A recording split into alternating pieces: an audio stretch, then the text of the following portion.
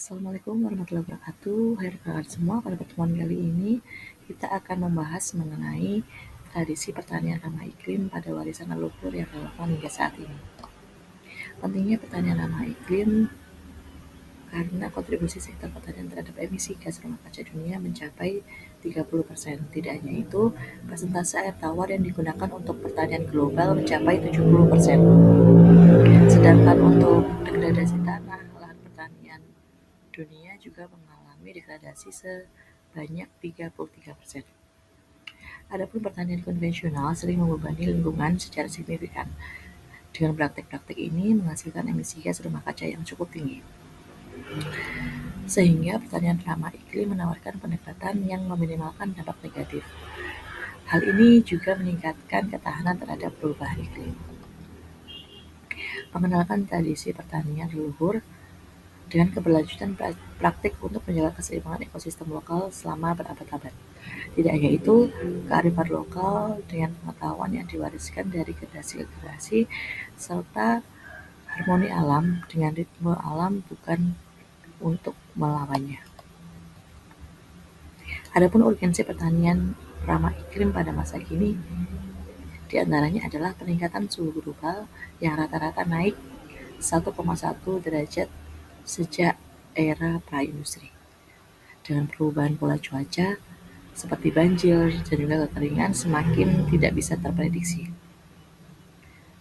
Penurunan hasil panen menyebabkan risiko penurunan produksi pangan hingga 25% pada tahun 2050. Dengan pertumbuhan populasi, kebutuhan pangan meningkat 60% pada 2050. Perubahan iklim ini menghadirkan ancaman besar bagi ketahanan pangan. Kita menghadapi tantangan berat untuk memberikan makan populasi yang akan terus bertambah setiap tahunnya. Penggunaan teknologi dan juga pengetahuan lokal dalam pertanian. Untuk pengetahuan lokal dapat memprediksi musim berdasarkan tanda-tanda alam, serta pengenalan hama alami. Untuk teknologi yang sederhana, alat pertanian tradisional yang efisien, serta sistem irigasi yang sesuai dengan topografi. Leluhur kita telah mengembangkan teknologi sederhana namun efektif. Mereka juga menggunakan pengamatan dan juga pengalaman untuk membuat keputusan pertanian. Pola tanam yang ramah iklim pada pola tanam musiman. Pola tanam musiman ini dipengaruhi dengan berbagai macam hal. Di antaranya adalah musim hujan, di mana penanaman padi dan juga tanaman yang membutuhkan banyak air. Untuk musim peralihan, penanaman tanaman berumur pendek seperti sayuran dan juga buah-buahan yang memiliki daun yang lebat. Untuk musim kemarau, penanaman tanah lahan kering seperti kacang-kacangan. Sedangkan untuk persiapan lahannya, pemulihan kesuburan tidak dengan tanaman penutup. Petani tradisional sangat minim ritme musim. Mereka menyesuaikan jenis tanaman dengan ketersediaan air dan juga kondisi cuaca yang ada di sekitarnya. Adapun rotasi tanaman dan juga manfaatnya terhadap lahan. Yang pertama, tanaman pangan. Padi atau jagung yang menguras hidrogen. Sedangkan kacang-kacangan menambah nitrogen ke dalam tanah. Untuk sayuran mampu membersihkan tanah dari patogen yang spesifik. Sedangkan berat atau istirahat memberikan waktu tanah untuk pulih kembali setelah musim-musim tanam dan juga panen. Rotasi tanaman adalah praktik kuno yang sangat efektif. Ini memutus siklus hama dan juga penyakit serta menjaga kesuburan tanah. Adapun pengelolaan tanah dan juga sumber daya air secara berkelanjutan, di mana leluhur kita mengembangkan teknik konservasi tanah yang canggih. Mereka menggunakan membangun tanah terasering untuk mencegah erosi dan juga memaksimalkan penggunaan air. Dengan sistem pengelolaan air yang tradisional sering mengintegrasikan nilai-nilai budaya. Contohnya dalam sistem subak di Bali yang menggabungkan ritual dan juga teknik irigasi.